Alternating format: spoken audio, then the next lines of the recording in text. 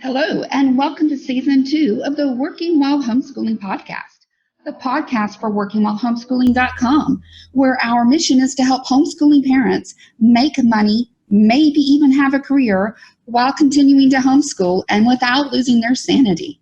My name is Julie. I am your host and resident career coach today. I want to thank you all for joining us and listening in. I hope you're doing well. On today's episode, we'll be talking to Terri, who is a language arts online instructor. So, can you introduce yourself? Tell us a little bit about yourself.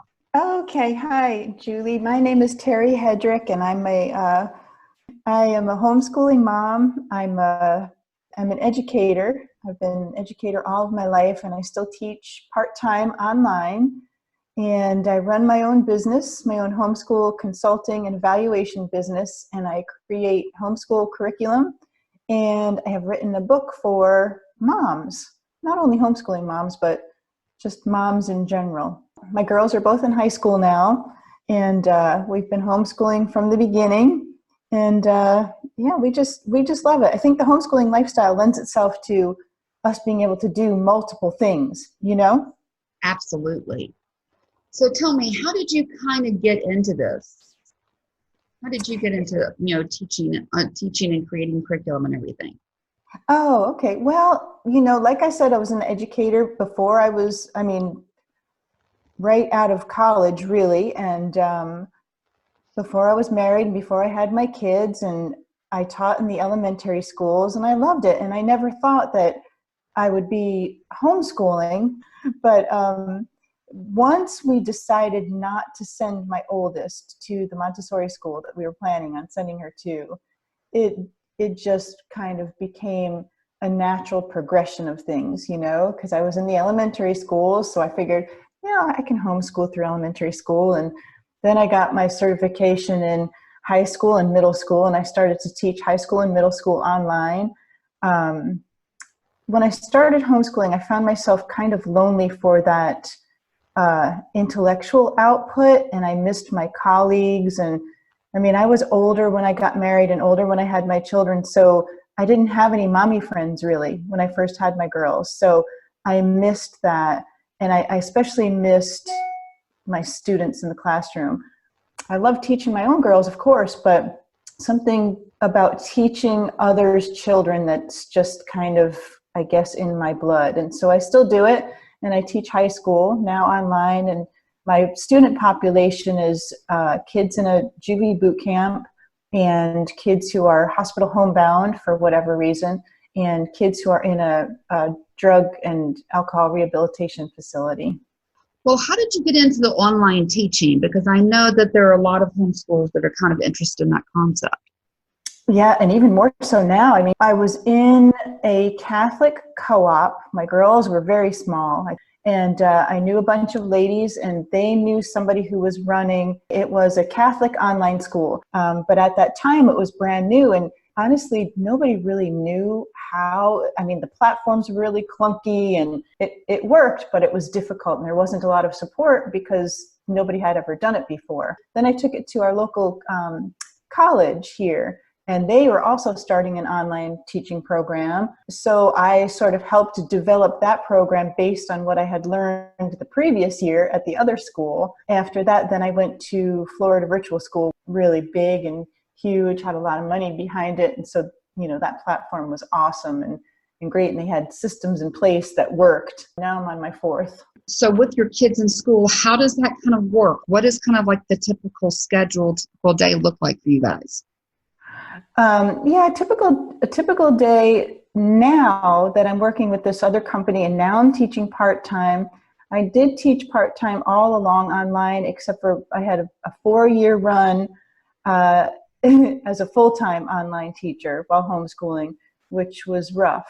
Part-time is perfect because when you're an online teacher, generally you can set your own hours aside from when the students need you. So my schedule right now looks like I take Wednesdays for my office hours.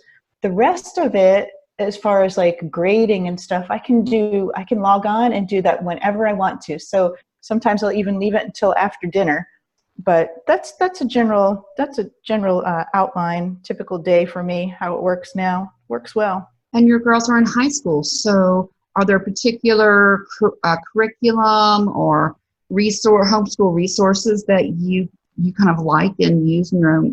And I'm a curriculum junkie. I love it, right?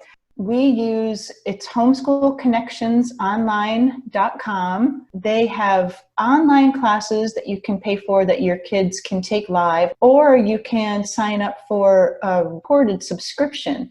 So it costs around $300 or $400 for the year, but then you have access to every single course that they have ever taught in all of the grade levels. So we have loved Homeschool Connections Online. There are two. Don't confuse it with homeschoolconnections.com. That's different. This is homeschoolconnectionsonline.com. And we've done both live online classes and the recorded online classes. And we have really enjoyed those. Okay, great. Thank you for that resource. All right, so how in the world do you actually do it all? Because I know people look at me like I'm crazy when I tell them I do this. Yeah, I know what you mean. And that's a question that it almost hurts my heart, right? Because I think that people who ask me that question or think that I do, quote, do it all, have a misconception about my life and how it really is. Do you know what I mean, Julie? Yeah. Like, yeah. I don't do it all, I can't possibly do it all. And I have learned over the years, I think my 4 years of full-time teaching and homeschooling have taught me not to even strive to do it all, because God doesn't want us to do it all. Who wants us to do it all, right? Just talking from personal perspective, my husband doesn't want me to do it all. My children don't want me to do it all. If my employer wants me to do it all, well, then that's probably not really a good place for me to be, because my employer, not talking about my own business, but the company that I work for, that I teach through. Right now, my company is awesome. They know that family should come first. The answer to that question is, I don't do it all. I can't possibly do it all. Some things fall by the wayside. I try to do as much as I can, but it's like homeschooling in itself. When you work in homeschool, it's like a rhythm. Some days you feel like you can get a lot done over here. Some days you feel like you really dropped the ball, but then you pick it back up. I think for me, the things that fall by the wayside are meals. Like my girls are big enough now, they make their own breakfasts and lunches and sometimes dinners. And it would come to be dinner time and I would just be wanting to cry in the kitchen. What are we going to eat? And my husband would pick it up. He'd say, don't worry about it. And sometimes we didn't eat the best meals that I would think in my perfect mind that my perfect family should eat. But I let that go a long time ago. Yeah. So that's the moral of the story. And I agree with you. Some things you either have to delegate or you have to let go. Absolutely. Yes. And here's another thing that I want to say that's really important that I wish I had done when I was younger and when my girls were younger. If I could do it over, I would reach out to more people, make more friends sooner, and not think that I had to do everything all by myself. And I would have reached out for help. I would have banded together a group of new moms and said, hey, built your community. Yes, how can we help each other? But I did not do that because I thought, I can handle this. I can do this, it's no problem. But the truth was I couldn't do it. It was really hard. It was really hard when they were small, and we don't have family in the area. And there's another moral. If you don't have family and you don't have friends around to help you, build a community. If you do have family and friends around to help you, ask them for help. They'll be more than happy. Don't let pride stand in the way. What about, you mentioned your spouse, your husband before, so is he able to be involved in homeschool, or is it kind of like more your job, or how does that work for you? He fully supports it and did from the get-go. He was like, you're the teacher, you know what to do. When we have a big decision coming up, like for example, high school credits, dual enrollment, which is what we're going through right now, things like that, we will kind of have our conference and sit and talk it through. And it's really good to have his perspective because my husband gives me that little bit of balance that I need. But day to day, it's all my decision. Well, what do your kids think about you working? They don't mind it at all. But when I was teaching full time, it was hard on them.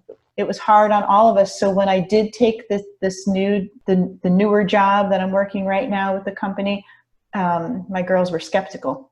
Right. But right now it's working out. So.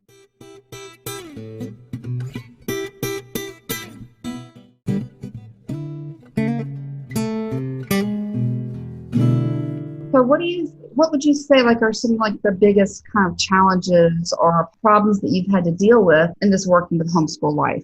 My girls will get busy, and they do have more schoolwork to do than they used to, obviously, because they're older.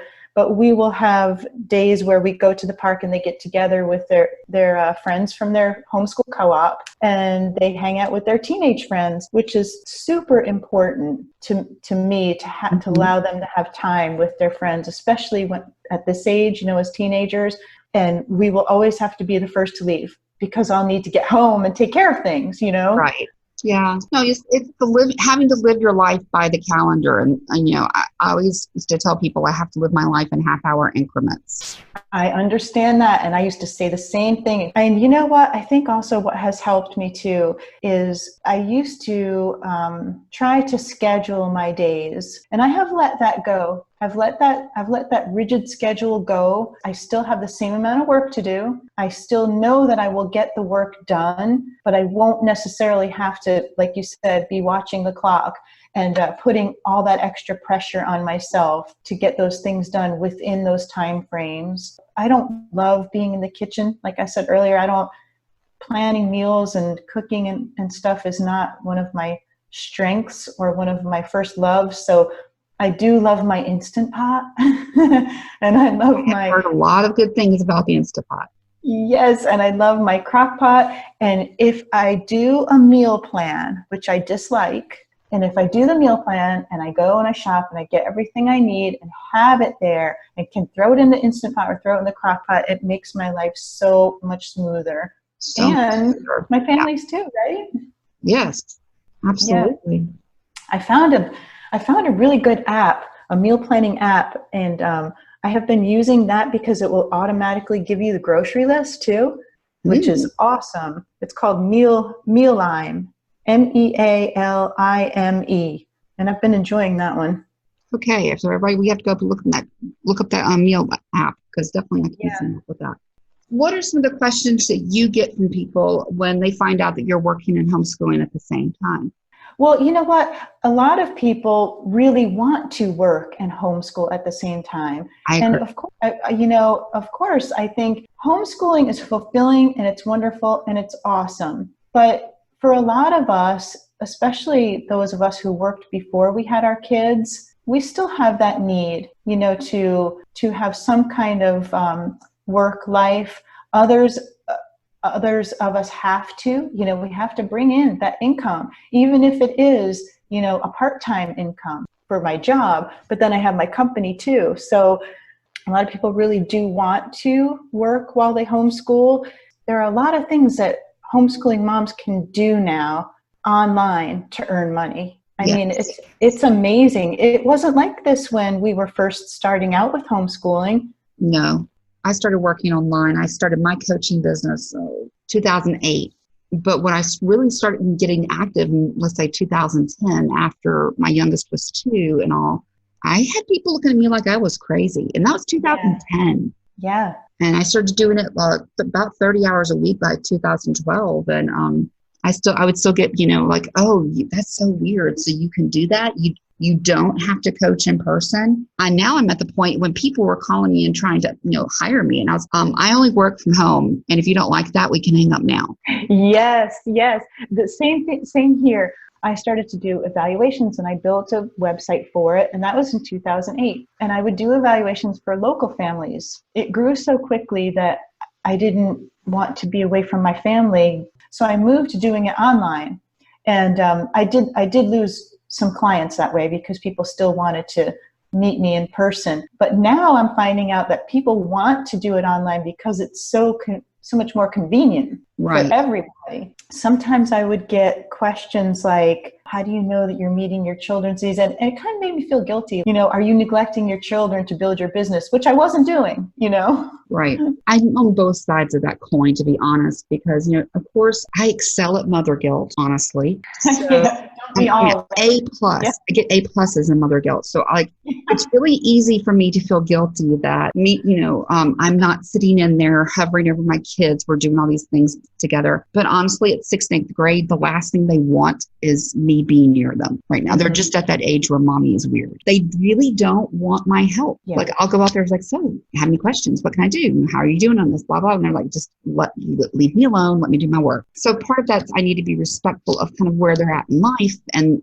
let them do their thing. But I've also trained them that way. Yes. They were babies practically since they were, we just started homeschooling because I had to work. Right now, working for me is, well, not necessarily optional, but optional. Versus like we would be out on the street if I didn't work. So when I had to work and there was this impetus, I measured it out that if I worked this many hours every single week, well, that's rent paycheck. So anything else above that's gravy, but I have to work this minimum hours. Right. And it's always that stress of, did I make my hours this week? Did I make my hours this month? I trained them literally to leave me alone. Yes. To be independent. And I think, now that I don't have to work that much. Now I do feel like the mommy guilt of, I've missed out on all the good years because now they don't necessarily need me. Yeah. Does that make sense? Yes, I can very much relate to that too. During my years of working full time, it was the same thing. Pretty much train them so that they can be on their own. And, but you know what though, Julie? It's an important life lesson. They need it.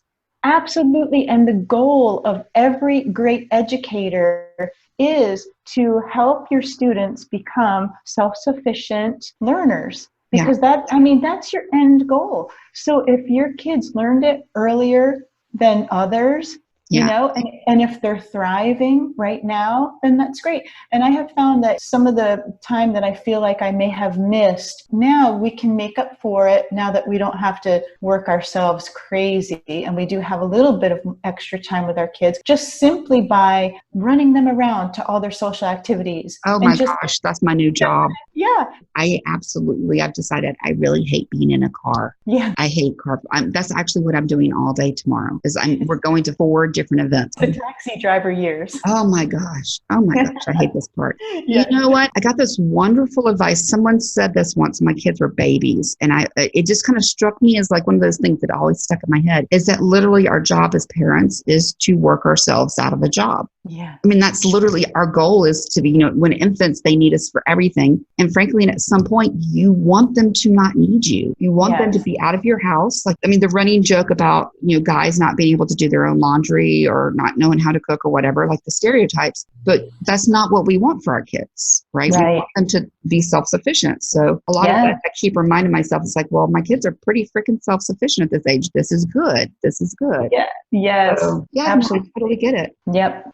For sure. Yeah. So as we wrap up right now, do you have any words of encouragement or advice that you would like to kind of leave listeners with today? There are so many things that you can do. And I did some freelance writing in the beginning too.